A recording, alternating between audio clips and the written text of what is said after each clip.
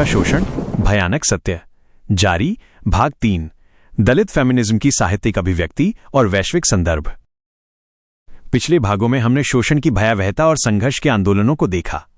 अब आते हैं दलित फेमिनिज्म की साहित्यिक अभिव्यक्ति पर, जहां शूद्र महिलाओं की आवाजें जो सदियों से दबाई गईं कागज पर उभरती हैं। ये साहित्य न केवल पीड़ा का दस्तावेज है बल्कि प्रतिरोध का हथियार भी। इसके बाद वैश्विक संदर्भ पर चर्चा करेंगे, जहां भारत का ये संघर्ष दुनिया भर की जाति आधारित असमानताओं से जुड़ता है। दलित फेमिनिज्म इंटरसेक्शनैलिटी जाति, लिंग और वर्ग के चौराहे पर आधारित है, जो किम्बरले क्रेंशो की अवधारणा से प्रेरित है। साहित्यिक अभिव्यक्ति, आवाजों का उदय। दलित साहित्य का जन्म 20वीं सदी के मध्य हुआ, लेकिन महिलाओं की कलम ने इसे नई गहराई दी। ये लेखिकाएं अपनी जिंदगियों से प्रेरित होकर जातिगत हिंसा, यौन शोषण, घरेलू दास्ता और पहचान के संकट को उकेरती हैं। दक्षिण भारत से शुरू होकर ये लहर पूरे देश में फैली, जहां शूद्र महिलाओं की कहानियां मुख्य धारा के फेमिनिज्म को चुनौती देती हैं। बामा फॉस्टिना सुजयराज, बामा, तमिल लेखिका बामा की करुक्कू 1992 दलित ईसाई महिलाओं की जिंदगी का कच्चा चित्रण है। इसमें मंदिरों में देवदासी जैसी प्रथाओं का शोषण, जातिगत भेदभाव और लिंग आधारित दमन दिखाया गया है। बामा ने तमिल साहित्य को दलित नजरिए से समृद्ध किया, जो जयकांतन जैसे लेखकों से प्रभावित हैं।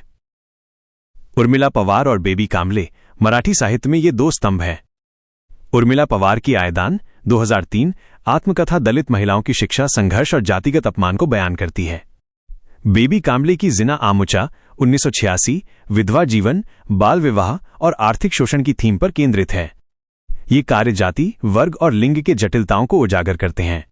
गोगू श्यामला और जूबका सुभद्रा, आंध्र प्रदेश की ये लेखिकाएं छोटी कहानियों और कविताओं से दलित महिलाओं की दैनिक हिंसा को चित्रित करती हैं। श्यामला की कहानियां ग्रामीण शूद्र महिलाओं के यौन शोषण पर फोकस करती हैं, जबकि सुभद्रा की रचनाएं प्रतिरोध की भावना जगाती हैं। कल्याणी ठाकुर चरल, पश्चिम बंगाल की कवयित्री, जिनकी कविताएं जाति आधारित उत्पीड़न और लिंग असमानता को चुनौती देती हैं। उनकी रचनाएं दलित फेमिनिज्म को काव्यात्मक रूप देती हैं, जो स्थानीय बोली में लिखी जाती हैं। ये लेखिकाएं साहित्य को असम्मानजनक माने जाने वाले अनुभवों से भरती हैं, जैसे शैलजा पाइक की द वल्गैरिटी ऑफ कास्ट 2025, जो दलित महिलाओं की रचनात्मकता और लचीलापन को फिर से परिभाषित करती है। दलित इतिहास माँ 2025 की पढ़ने सूची में ये किताबें प्रमुख हैं। वैश्विक संदर्भ, दक्षिण एशिया से दुनिया तक दलित महिलाओं का संघर्ष अब सीमाओं से परे है। 2025 में वैश्विक फेमिनिस्ट आंदोलन जाति आधारित भेदभाव को मान्यता दे रहे हैं, खासकर दक्षिण एशिया में। यूएन वुमेन की नीति पत्र 2025 काम और वंश पर आधारित भेदभाव वाली महिलाओं के अधिकारों पर फोकस करता है, जो दलितों को शामिल करता है। Reimagining Dalit feminist led caste equity project 2025 दक्षिण एशिया में फंडिंग और आंदोलन निर्माण पर केंद्रित ये परियोजना वैश्विक एकजुटता पर जोर देती है। ये दिखाता है कि कैसे दलित फेमिनिस्ट सीमाओं के पार एकजुट हो रही हैं। बीजिंग जोड़ 30 2025 वैश्विक दक्षिण के फेमिनिस्ट आंदोलन संरचनात्मक असमानताओं को उजागर कर रहे हैं। यूएन न्यूज की रिपोर्ट के अनुसार आधुनिक गुलामी में दलित महिलाओं की असुरक्षा बढ़ रही है और उनके अधिकारों पर वैश्विक रोल बैक का खतरा है।